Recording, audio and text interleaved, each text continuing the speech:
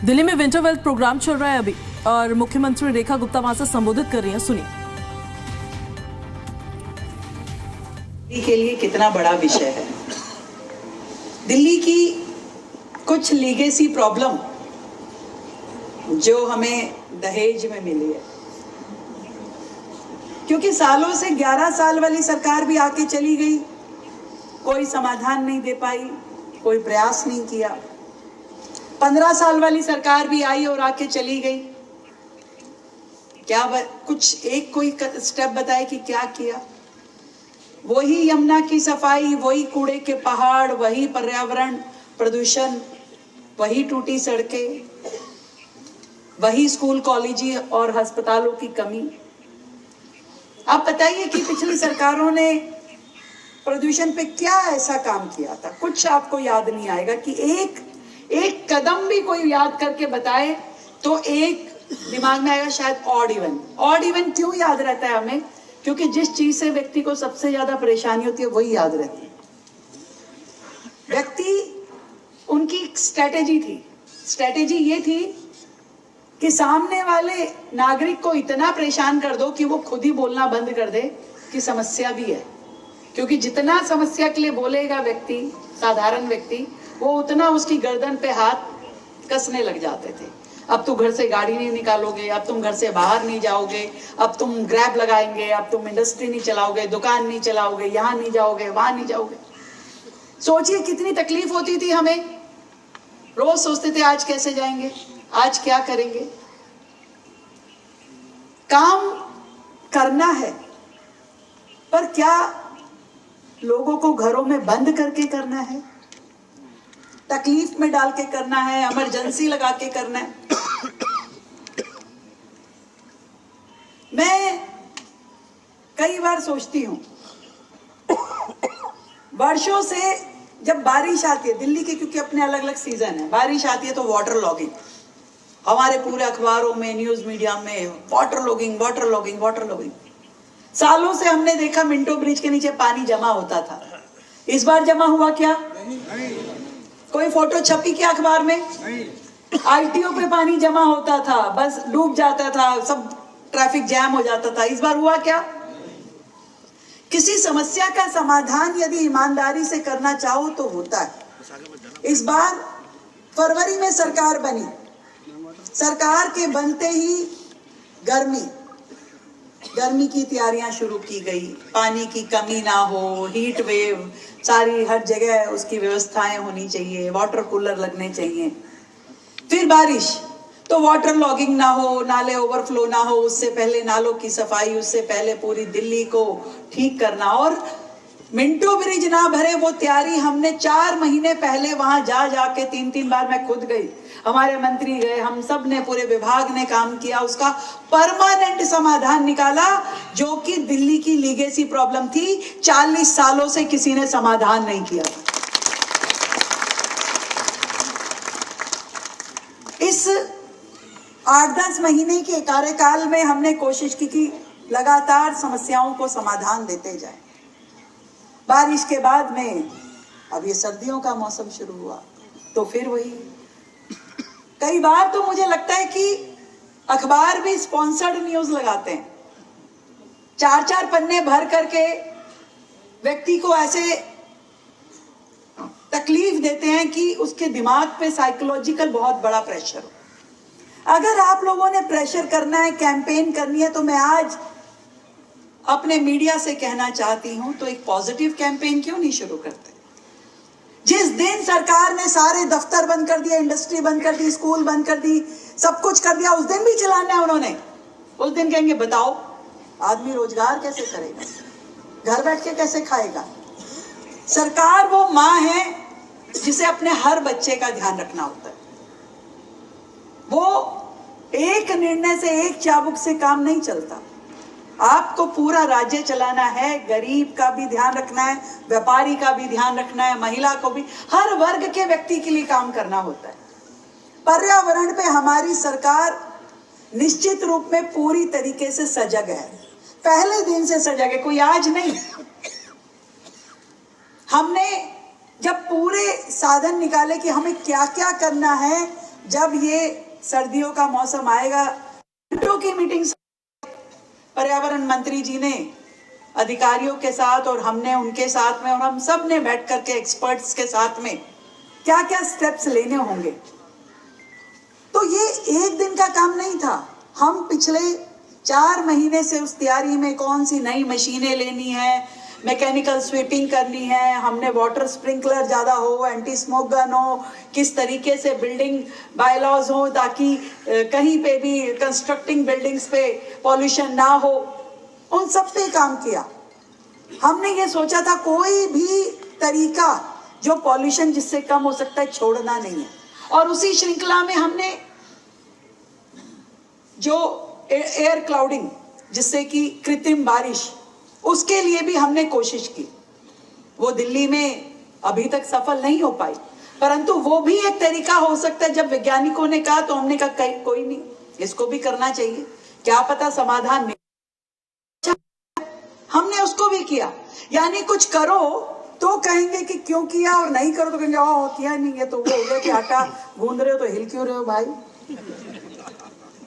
बिना हिले कैसे करेंगे।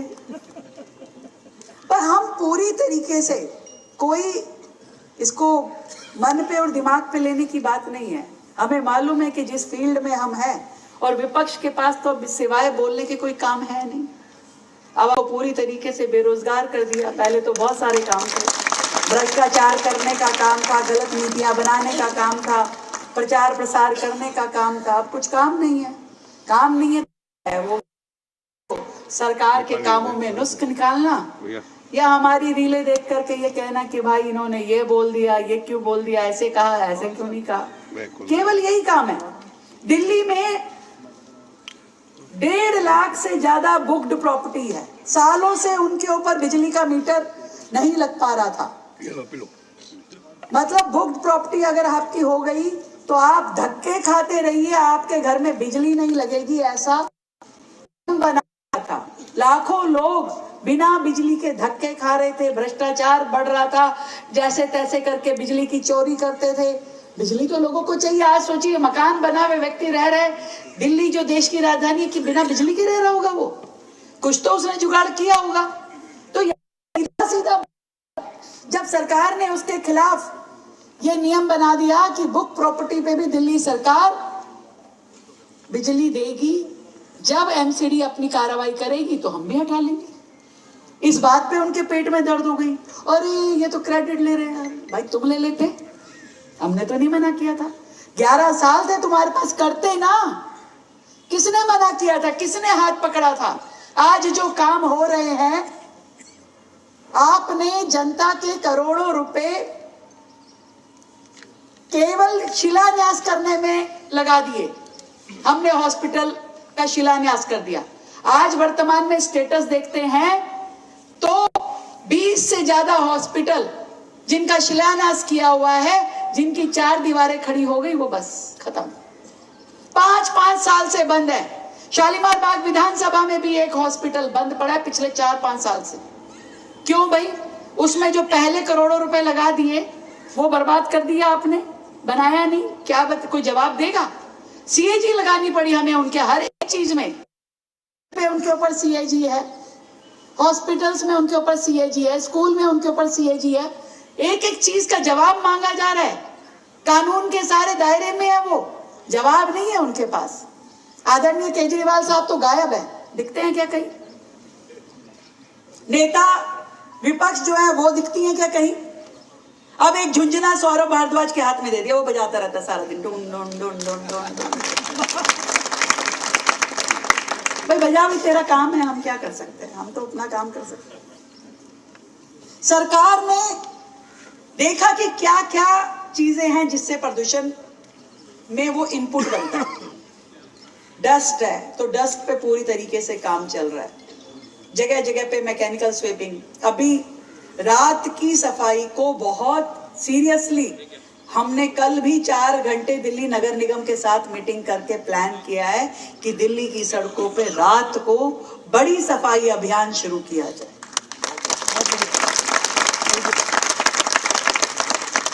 4 इंजीनियर्स को पूरी तरीके से दिशा निर्देश दिए गए हैं कि कोई भी सड़क बनाए वॉल टू वॉल बनाए, बीच में जो जरा सी पट्टी छोड़ देते हैं और वहां धूल जमा होती है।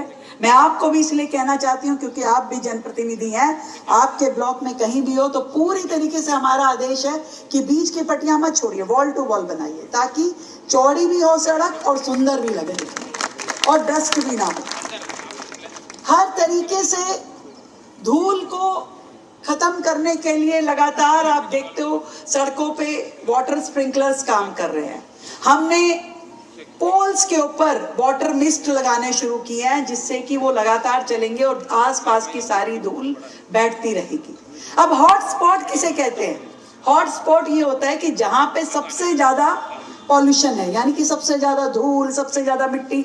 अब जो जहां सबसे ज्यादा मिट्टी है वहीं तो सबसे ज्यादा पानी डलेगा, या हॉटस्पॉट को हॉटस्पॉट बना रहने दीजिए, उसके आसपास काम नहीं करना। यानी घर का जो कोना बिल्कुल गंदा हो उसको साफ करोगे कि पड़ा रहने दोगे?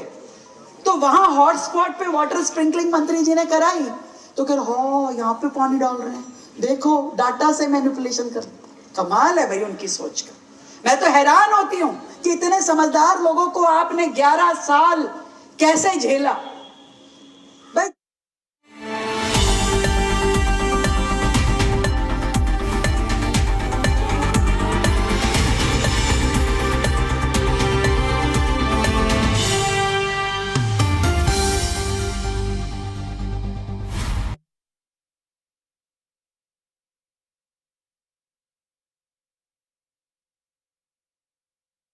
डीटीसी जो होती है उसको इलेक्ट्रिक लेकर के आ रही है 2026 के अंत तक 100% दिल्ली सरकार की सारी बसेस को हम इलेक्ट्रिक पे ले आएंगे।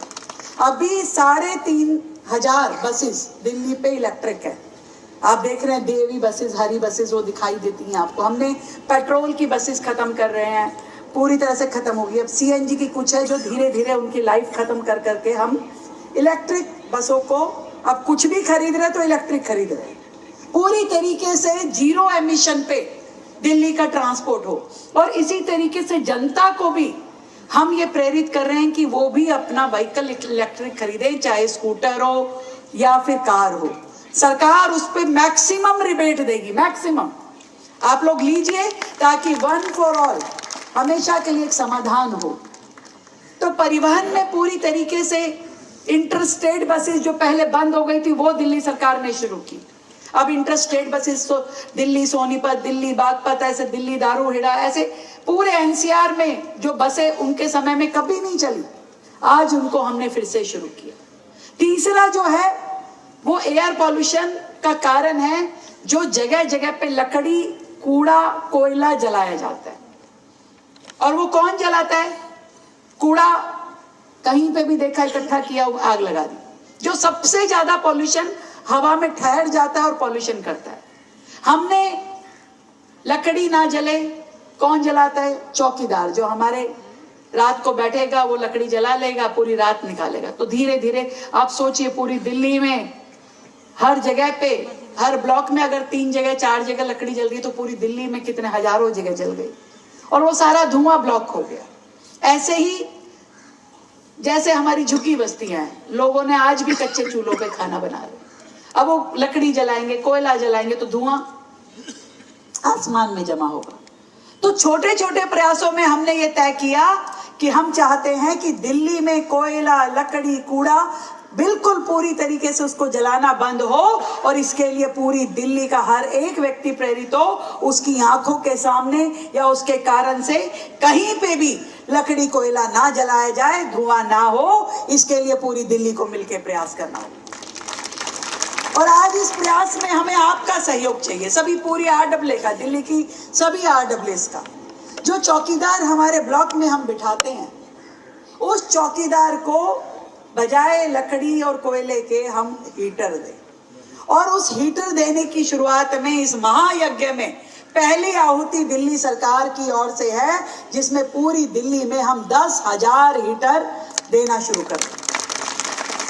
आज आप पहली खेप आपको दी जा रही है। आज 4 विधानसभाओं के यहाँ पे लोग हैं